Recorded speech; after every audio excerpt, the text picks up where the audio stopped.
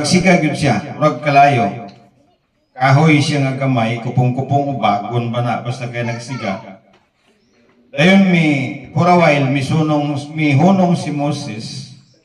Dayon doon ay usa ka tingog nga nag-ingon, Moses, kick off your sandals because you are now in the holy place. Sabi ni saya pa, Moses, kuha imong sandal kay niya ka sa usa ka balaan nga dapit. Wato bitaw ning kuha punto mga igsoon. Murag na insakto ang mga Muslim.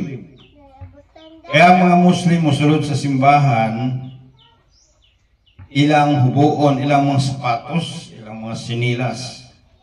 Murag na ani sa ilang basahon gyapon kining isulat ni Moses nga Moses, hubuang imong sandal kay niya ka sa dapit nga balaan. So kini ding dapit nga balaan igsoon, usa ni siya ka dili gid angayan nga ang muduol ta diha naatay mga hugaw.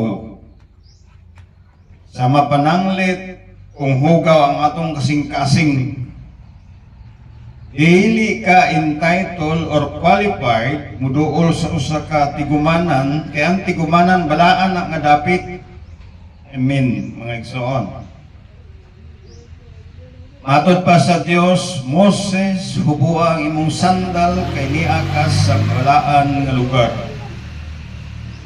If we are going to refer this verse into our time, sa atong kapanahonan karon, ining simbahan usa ni kabalaan nga lugar. So,